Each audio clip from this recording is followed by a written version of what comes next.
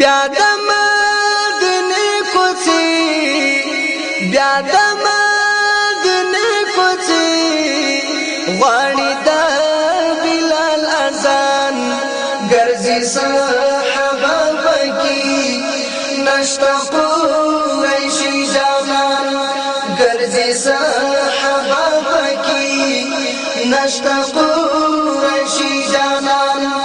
بیا د مدینه کوڅې غواړي د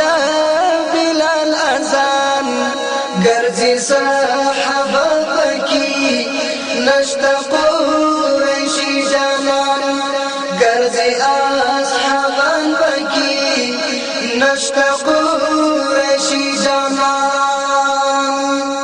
بیا حضرت عمر تو رپلاس کی قهر دلی دی حضرت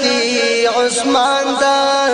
بلتان لمبوس وزلی دی